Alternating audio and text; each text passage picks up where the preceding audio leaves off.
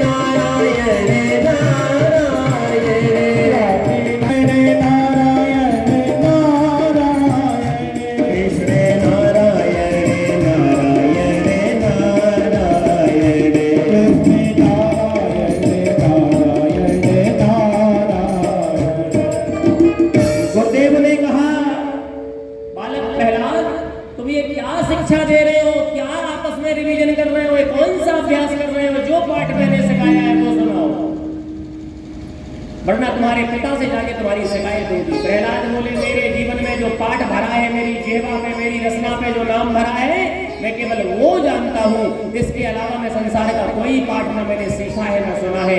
मेरे जीवन का तो एक ही नाम है, मेरे जीवन का तो एक ही पाठ है, नारायण। 9 प्रकार की भक्तियां प्रहलाद जी अपने पिता को और अपने गुरुदेव को उल्टा सिखा रहे हैं कि भगवान की भक्ति करो, तेरा कल्याण हो जाएगा। क्यों काहे को जिंदगी बर्बाद कर रहा है? छोटा सा बच्चा अपने पिता को सिखा रहा है कि भगवान की भक्ति में लग जाओ। हाँ, तो आजकल के बेटे जो बड़ी बड़ी पोस्ट पे जॉब कर रहे हैं, अगर उनका पिता कहे, बेटा टाइम हो तो छुट्टी लेके आ जाओ वापस, अरे पापा कहा तुम ये भागवत पुराण के चक्कर में पड़े हो? आपको पता नहीं है मैं 7 दिन में 7 लाख रुपए कमा लेता हूँ, मेरा नुकसान हो जाएगा। ये 7 दिन में 7 लाख रुपए कमा के मैं रखने वाला आदमी हूँ, भागवत और ये पंडिताई में लगूंगा, ये पंडितों के काम है, छोड़ो इनके चक्कर में मत पड़ो, ये लुटेरे हैं। आजकल की नई संतति जो नए युवा हैं उनको आजकल भागवत कैसी लग रही है। और प्रहलाद जी छोटे से हैं, वो अपने पिता को भगवान से जोड़ रहे हैं। क्या कहते हैं? श्रवणम कीर्तनम विष्णु स्मरणम पाद सेवनम। श्रवणम भगवान की पहली भक्ति श्रवण। क्या श्रवण? बोले सत्संग में जब बैठोगे तो गुरु या संत जो भी आपको सत्संग सुनाएगा उसको श्रवण करो, सुनना सीखो। कीर्तनम जब आप सुनोगे तो फिर उसको गुनगुनाओगे तो मुंह पे कीर्तन आएगा। क्या कीर्तन करना है? भगवान नारायण का, भगवान विष्णु का। और जब कीर्तन करोगे तो बार बार उसका रियाज होगा तो स्मरण में आ जाएगा, उठते बैठते भगवान का नाम निकलेगा। स्मरणम पाद सेवनम, भगवान के चरणों की सेवा में लग जाओ। अर्चनम वंदनम भाष्यम शखात्म निवेदनम। अर्चन करिए भगवान का, बंदन करिए दास्यम, भगवान की दासता को स्वीकार करिए। पाही नाथ कहे पाही गोसाई, भूतल परे लकुट की नाई।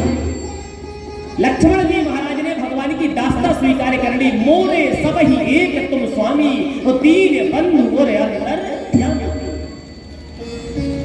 भरत जी महाराज भी चित्रकूट में जाते हैं तो भगवान के चरणों में पाही नाथ कहे पाही गोसाई, हे प्रभु मैं आपका दास हूं, आप मेरे मालिक हैं, मुझे स्वीकार करें। ये दासता है। इसलिए जो संतों को प्रणाम करना जानता होगा, आचार्यों को प्रणाम करना जानता होगा, बचपन से जिसने अपने माता पिता गुरु को प्रणाम किया होगा, वही परमात्मा को प्रणाम कर सकता है, वही भगवान के सामने झुक सकता है। जिसने कभी अपने पिता को प्रणाम ना किया हो, अपने टीचर्स को, अपने गुरुओं को, अपने बड़े बूढ़ों को प्रणाम ना किया हो, वो हमें क्या प्रणाम करेगा? जब हमें प्रणाम नहीं करेगा तो भगवान को क्या प्रणाम करेगा? जिन ब्राह्मणों को प्रणाम भगवान ने किया, जिन ब्राह्मणों के आशीर्वाद से भगवान ने राक्षसों का संहार किया, भगवान स्वयं कहते हैं प्रसाद धरणीधरोहम। नारद जी ने पूछा कि आपने इतनी बड़ी धरती को कैसे पाला, इतनी बड़ी धरती को कैसे संभालते हैं? तो नारायण कहते हैं विप्र प्रसादा धरणीधरोहम। इस धरती का भार मैं ऐसे चलाता हूं, ये ब्राह्मणों के आशीर्वाद से चलता है। जिन ब्राह्मणों के लिए भगवान राम ने अवतार लिया, विप्रधेनु सुरसंत, उन ब्राह्मण आचार्यों का जिसने संग नहीं किया, गुरुओं का जिसने संग नहीं किया। हम लोग तो गुरुदेव के संरक्षण में 12 महीने हैं। राजू भैया ओबरा में जरूर रहते हैं, लेकिन इनकी बात अक्सर होती है। महाराज जी का आशीर्वाद हमेशा मिलता है और महाराज जी जैसे इसको आदेश और निर्देश देते हैं वैसा ये ट्रस्ट चलाते हैं, ये वैसे आश्रम चलाते हैं। अब आपको लगता होगा कि राजू तो भैया तो ओबरा में, ये तो मैनपुरी जाते नहीं है, ये तो अमरकंटक जाते नहीं है। अरे भाई कॉल सारा सब कुछ सिस्टम चल रहा है, चाहे वो रेणुकूट का आश्रम हो, चाहे वो ओबरा का आश्रम हो, चाहे वो मैनपुरी का आश्रम हो, चाहे झूसी का आश्रम हो, चाहे फिर अमरकंटक और छत्तीसगढ़ का आश्रम हो, और एक अपना नया संस्थान, एक अपने दैवी संपन्न मंडल की नई संस्था बहुत जल्दी जगन्नाथपुरी में भी स्थापित होने जा रही है, जिसके लिए पूज्य महामंडलेश्वर भगवान ने तैयारियां कर दी है। और जगन्नाथपुरी में अपने दैवी संपन्न मंडल का बहुत अच्छा केंद्र, जो कि गुरुदेव पूज्य शारदानंद सरस्वती जी महाराज के नाम से जो चलाया जाएगा, ऐसे गुरुजी, ऐसे मंडल में, ऐसे गुरुओं के बीच में, ऐसे संतों के बीच में हम लोग बैठते हैं, तब जाकर के आज हम पुण्यात्मा हैं। जो भी सब कुछ सिस्टम चल रहा है, आज अपनी गुरु परंपरा, पूज्य गुरुदेव की परंपरा ऐसी है कि जो पूज्य बड़े महाराज जी ने चलाया, उससे आगे पूज्य ब्रह्मलीन स्वामी श्री शारदानंद जी महाराज जी ने उसको बढ़ाया।